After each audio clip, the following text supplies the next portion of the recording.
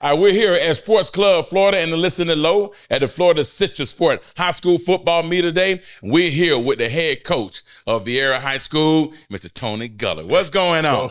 Coach Wood, how's it going? Oh, life is great. Life is great. It's been a long time, man. We're still doing it, huh? Yes. One day we're going to stop.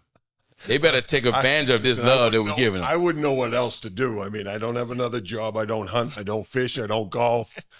So what would I do? I don't know. My wife. I don't know how to do that right there, right? That wouldn't go over well. We know what we get the passion, we get the joy and our heart pumping, the blood pumping when we got there with our young athletes in the football field and help them live out their dream. Go through that journey that we went through and the experience that we had, and we want to pour into them right there.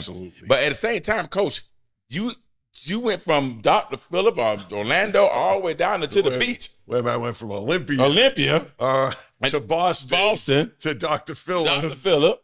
And now Colonial. Now I'm at the beach. Well, you know what? This is it, though. I'll tell you one thing. This is it. And I'm tell you one. I tell you, the players you have is on. I hope they're embracing your presence and your knowledge that you're giving to them right there. I hope they're embracing them because I've had great kids all the way up through. Well, you know that. You've known all those Orlando kids. I'm talking about NFL first round draft pick and good kids too. And then these guys are great kids, and that was part of the reason why I decided to apply for the job after being just the interim last year, because we have great kids. Exactly. So last year, let's just dive into it. Yes. Last year, you guys ended up what? 5-4. 5-4 last year. They say that's a 500, but I know in your eye, you've been on some winning program where you guys, we did great. Well, but considering where the program was, they were 0-10 the year before. Right, so it was 0-10, and now we had a good core group of juniors coming back. So 5-4 wasn't bad. I mean, obviously, there was a couple games we should have won, and we should have been in the playoffs, but shouldas, couldas, and shoulda, coulda, woulda, don't mean nothing. What they say, Monday morning quarterback. That's it. So now we're moving forward, and our goal is to win the district and get in the playoffs. Right. So you already got a goal set right there. 1, to win the district, 2, to get in the playoff. Hey, anything possible. I don't see teams that was down and out and went from 0-10 to 5-5. I mean, I was on the Dr. Phillips staff one time back in 2006. We went 10-0 and went to the playoff for the first time ever. So anything is possible if you're prepared. Correct. If you prepare and they believe and they buy into what your vision is for that team, anything is possible. Yeah. And our kids have been great at that. They've bonded to everything we've done, and we had to make some adjustments last year with the whole situation,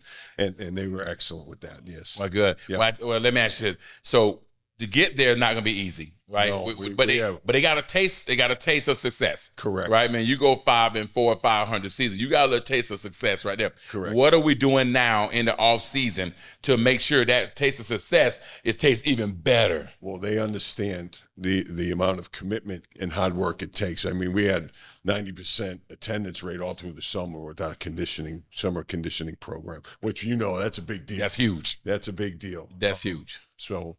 Yeah, so that off-season training is so important, and they believe in it. Correct. They want to do better. Yep. They want an opportunity because there's no off-season. No. Right? There's no off-season. I don't know what happened, what was there before, but the work ethic that I bring is what I've learned from Rodney and Coach Head and those guys. Correct. Absolutely. It's a whole different mindset, a whole different expectation. Correct. When you get down there, especially when you got guys, I got a couple of guys. I mean, I know one of you guys at number 10. I see him at camp.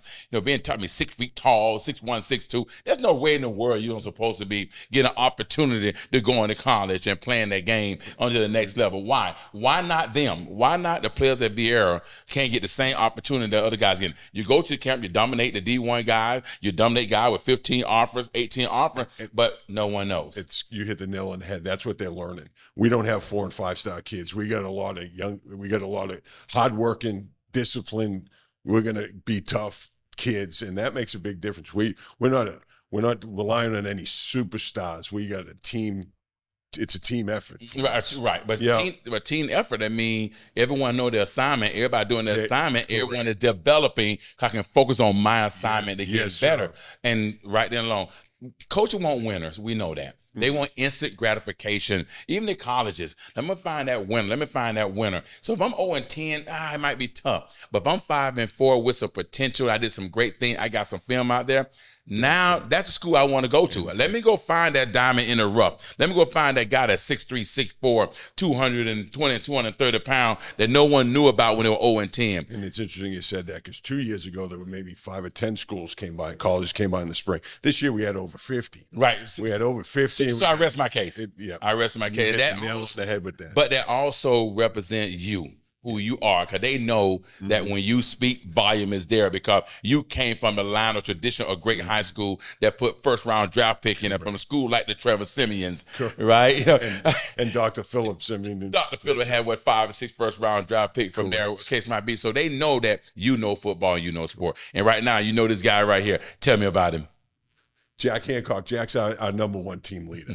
Absolutely. He's a well-spoken student. 3.9 GPA. We had a team GPA was 3.2, which is excellent. And Jack's the second year returning captain. That's right. He's the leader of our team. All right, well, Jack, come on in, man. Thank you, Coach. You're welcome. We'll talk to you soon. Thank you very much. No doubt. All right, good. Listen, we got Jack. We got Jack Hancock right here. I mean, I actually remember Jack from years ago, and I look at it now. I'm like, wow, man, you got taller, broader shoulders, everything. I'm like, man, that's what's up right there. And I'm asking a question like, what are we doing now? What the expectation, right? And now you're playing wide receiver. Yes, sir. All right, and you gonna be 2020 class of 25. Class 25, this is it right here. So yes, sir. This is it. This is the opportunity right here to make that statement. They always say the junior year is the year where we make our statement and who we are to get recognized. But you never know who's watching. It ain't over till it's over. What's the plan right now for Jack Hancock right there at Viera? Well, the goal at Viera especially is to do whatever coach is wanting us to do. We're expecting to win. We know what it feels like to not win a single game, and we also know what it is like to win a game, and we like that a lot more, right? So we're all working as a team. We're all gonna do whatever coach asks of us. We know what it takes to win, and we're gonna do that this season. Right. Now you're your second year as the captain of the team. Yes, sir. Right. And so you're leading by example, of course. Yes, sir. Right. And I know that all still down from the head coach, they're telling you like this is expectation, this is what we need to do to get to the next level. As a head coach, he got to build someone. Someone got to lead on the field. He can be on the sideline, he can do all the practice he wants, but what he cannot do is catch that ball. He cannot snap that ball.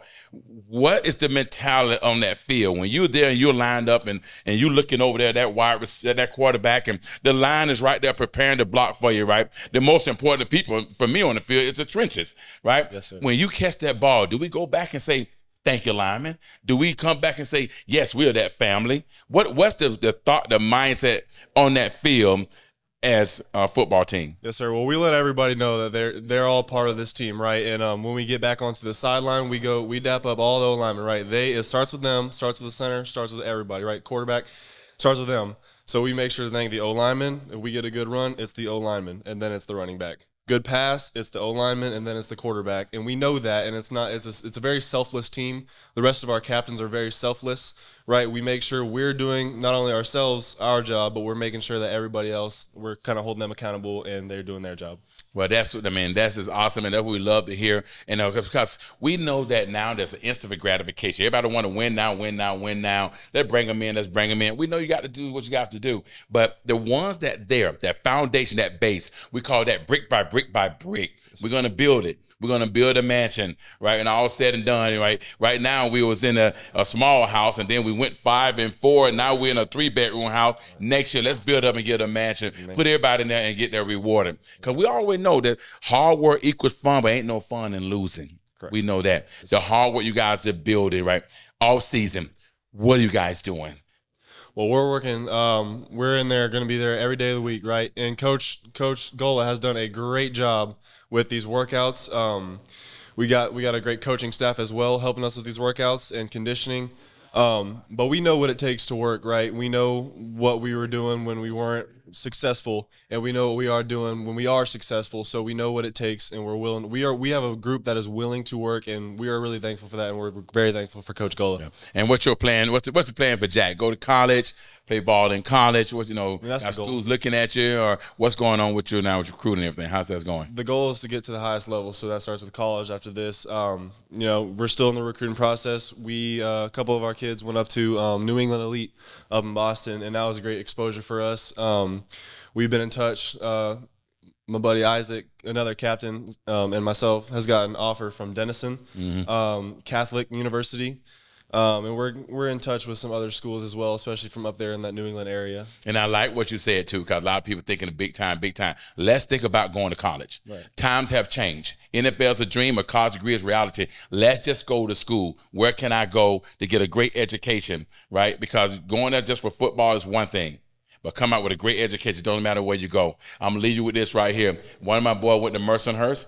Sure enough, 3.8 GPA, graduated, had their own roofing company. He's doing great big contracting, right? Making 6 figures.